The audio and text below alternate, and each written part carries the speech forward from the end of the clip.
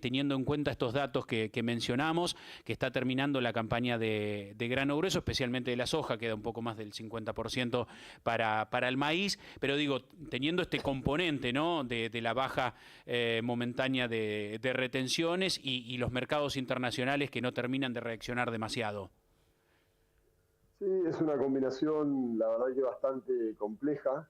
Estamos en un contexto, yo diría, difícil de emular, ¿no? Porque no hemos visto esta combinación de conflictos bélicos varios en Ujú. diferentes partes del mundo, un Donald Trump que tiene por un lado su frente externo abierto con el tema aranceles que va y que viene, lo cual genera mucha incertidumbre, Claro.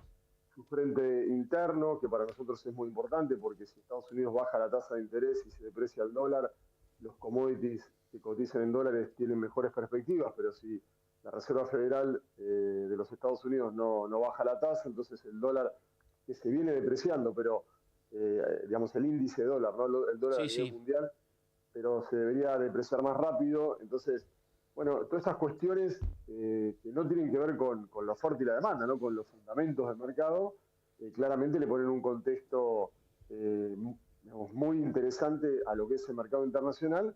Y después tenemos que bajar todo eso a escala local, con esto que vos venís comentando, mucha preocupación, porque recordemos que no solo tenemos a partir del 1 de julio, supuestamente, ¿no? Porque vamos a ver si esto puede cambiar o no, pero parecería raro que el presidente, que ya lo ha dicho él personalmente y también lo ha dicho a través de diferentes voceros, Ujú. ministro de Economía, etcétera, algún directivo del Banco Central, de que el 1 de julio las retenciones vuelven al 24 de enero.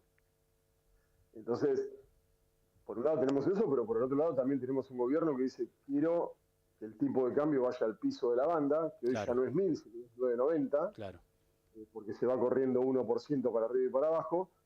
Entonces, bueno, en ese contexto, la verdad que, digamos, el negocio se pone muy finito, ¿no? Muy rayano digamos, aquellos que no han hecho coberturas en su momento cuando hemos tenido buenos precios y tienen que tomar la decisión de vender ahora, bueno, se pone difícil, ¿no? Sí, sí, sí, ni hablar. El tema de liquidaciones que se está dando a buen ritmo en este mes de junio, ¿crees que está todo impulsado con respecto a esta medida que el gobierno ha tomado? Puede ser, yo de todas maneras, cuando uno mira el ritmo de ventas en relación a la producción, hoy tenés 40% de la soja vendida, 40% del maíz vendido. Y eso es parecido, te diría que en las hojas un poquito menos, es la más baja, por lo menos de la historia, te diría más reciente. En el maíz está dentro de lo que fue el último año, el año pasado, ¿no? En soja también, digamos, un poquito por debajo de lo que fue el ritmo de ventas de la campaña pasada, pero estamos 10 puntos por debajo del promedio histórico, con lo cual ese ritmo de liquidaciones, en realidad son ventas que por ahí el productor fue haciendo forward en su momento que está entregando ahora. Eh, yo no veo, por lo menos no lo veo en la estadística y no lo veo cuando hablas con los clientes habitualmente todos los días, no veo que a estos niveles de precios haya mucha oferta, ¿no? El problema que, claro, es como que estamos ahí medio en una encerrona porque vos decís, bueno, pero si yo tengo que vender ya, Ujú. ojo, porque a partir del 1 de julio, sobre todo en la soja, que es donde la baja de los derechos de exportación fue mayor, a partir del 1 de julio, la diferencia entre lo que te están pagando o la capacidad teórica de pago del exportador y lo que va a ser a partir del 1 de julio son $30 menos, Claro, claro, claro. ¿no? Entonces es mucha plata. Entonces aquel que tiene que vender, bueno, está en esa encerrona de decir, ¿qué hago? ¿Me quedo y espero? Porque también convengamos una cosa, hoy un exportador, una fábrica, digamos, una industria aceitera, sobre todo la industria, que es la que muele y la que más compra soja, hoy te puede pagar $15 más de lo que te está pagando. Ujú. Ya.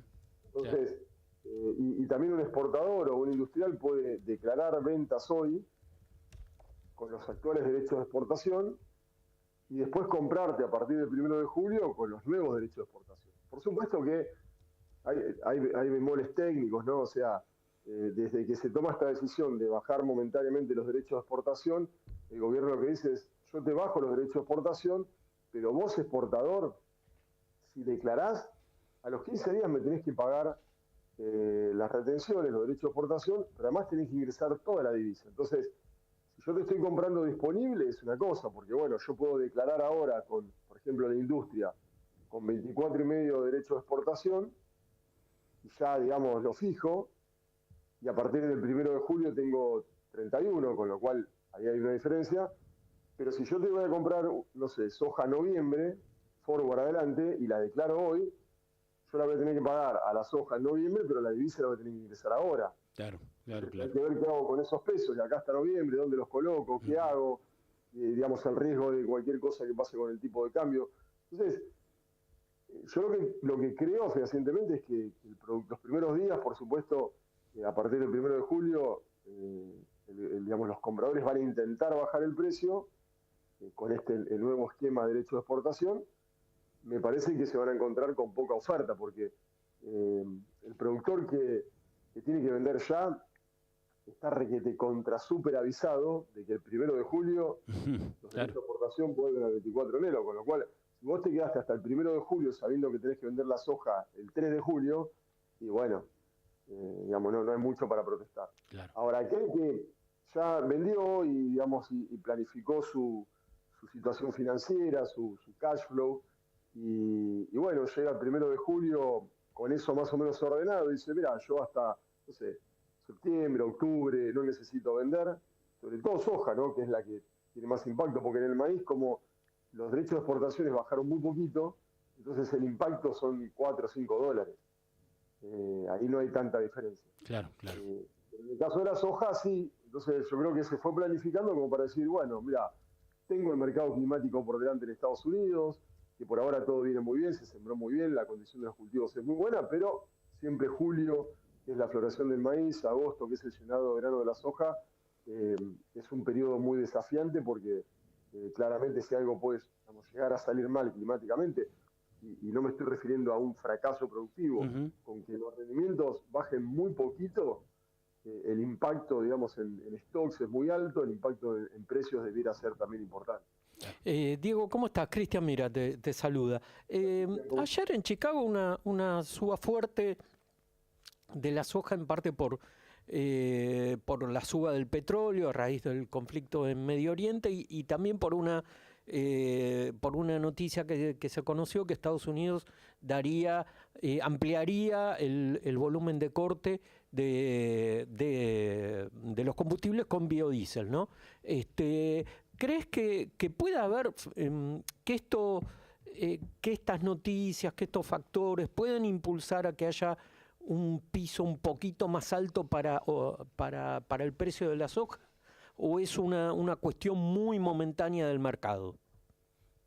No, digamos, las dos cosas, veremos cómo, las dos variables, veremos cómo van evolucionando, ¿no? Pero yo diría, la del conflicto en Medio Oriente, sabiendo que Irán, digamos, está enclavado en un lugar muy estratégico, donde puede cortar la arteria por donde pasa el petróleo, y eso, digamos, claramente lo que hizo fue subir el precio del petróleo 7-8% ayer. Por supuesto, eso tiene impacto en el precio de los fertilizantes, tiene impacto en el precio de los biocombustibles, y por supuesto, tiene impacto en el precio de los granos.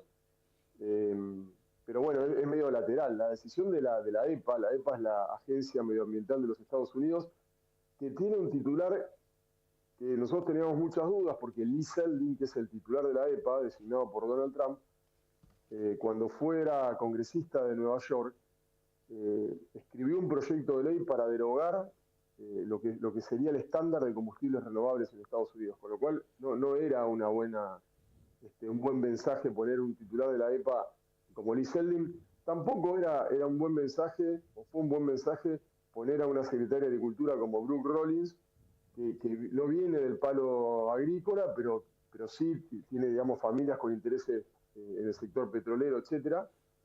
Así que ayer sorprendió porque el 15 de mayo nosotros tuvimos un límite de baja, o sea, la baja máxima permitida en el mercado de Chicago para un día de operaciones, en el mercado de aceite de soja, porque justamente se hablaba de que se iba a bajar el mandato, digamos, ¿no? de mezcla de diésel renovable o HVO con diésel mineral.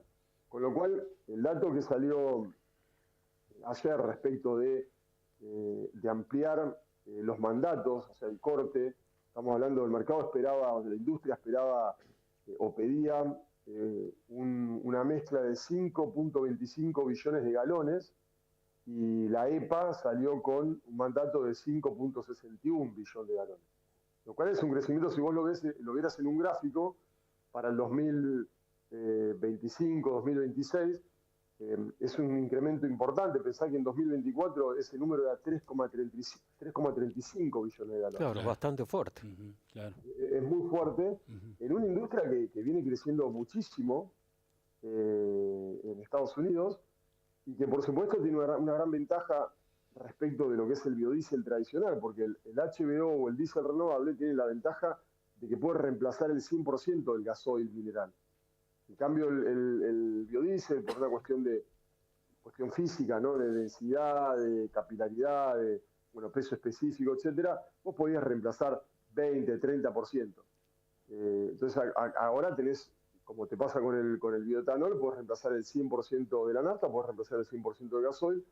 Y obviamente que hay intereses petroleros también en esto, hay intereses árabes, porque obviamente todos los que están con el petróleo se van dando cuenta de que el mundo va camino a utilizar energías renovables, etcétera, con lo cual van invirtiendo en un rubro que ellos conocen, pero que no es el petróleo. Entonces, antes había como una confrontación muy importante, el lobby de los petroleros en Estados Unidos era muy fuerte, en contra de los biocombustibles. Hoy forman parte de esto también. Claro. Entonces, Totalmente. Ahora, digamos, se ponen más de acuerdo, digamos, ¿no? Desde mi punto de vista. Diego, acá, que es importante. sí, acá está Esteban Fuentes para la última consulta. Diego, ¿cómo va? Hablaste, ya de soja y maíz. ¿Qué está pasando con el trigo ahora que empezó la siembra acá en Argentina? Y el trigo es un mercado difícil en la Argentina, toda vez que nos vamos camino a una gran producción, ¿no? O sea, venimos de 3 años de una seca muy importante. Digamos, yo he hablado con productores que me han dicho, no veía un charco en el campo desde hace 3 años, ¿no? Toda la zona esa que se inundó y que obviamente mucha gente perdió todo en la zona de Salto, Rojas, Areco, etcétera. Por supuesto, para esa gente es un drama, ¿no? Pero para el campo le vino bárbaro, porque la verdad que después de 3 años de seca, a los 5 o 6 días ya no tenías más agua. Y bueno, entonces hay todo como un entusiasmo para sembrar trigo. Algún lote que no se sembrará porque algún bajo que quedó inundado, bueno, ese no se siembra o se cambia de ciclo, pero en general, desde el punto de vista productivo, todo ese entusiasmo se transforma en un problema desde el punto de vista comercial, porque si yo tengo más de 20 millones de toneladas de trigo en plena cosecha y no tengo un mercado internacional que traccione, en plena cosecha, tener más de 20 millones de toneladas y tener que colocar un saldo exportable de más de 13 millones de toneladas, y es un problema, ¿no? Sobre todo en cosecha, con lo cual yo creo que hay que estar muy atento desde el punto de vista de los precios. Hoy los $200 que se pagan para trigo en cosecha, la verdad que a muy poca gente le sirve. Hoy, digamos, el negocio no es rentable con esos valores. Entonces, digamos, mucha gente, muchos productores te dicen, ¿qué hago entonces? Bueno, como empresario lo primero que tendrás que pensar es si te conviene sembrarlo, pero como lo vas a sembrar igual, y yo no voy a poder impedir eso, la pregunta es, ¿qué haces? Y yo si a $200 el número no te da, trataría, primero que nada, de resolver mi problema financiero a cosecha. Trataría de no tener que vender trigo en plena cosecha, de no tener que ir a descubrir el precio en plena cosecha.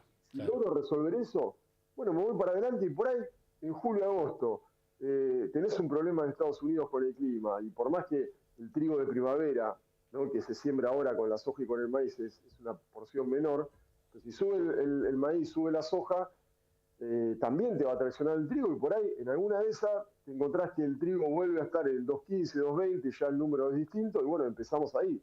Pero sabiendo que si eso no ocurre, viene todo perfecto, el clima de Estados Unidos, no hay nada para generar zozobra y reacción en el precio, bueno, podemos llegar a la cosecha tratando de no tener que descubrir el precio. Totalmente. Diego, excelente. Te agradecemos mucho este contacto con Aire de Campo. No sé si sos padre, si lo sos, o tus familiares. Muy feliz día en este fin de semana.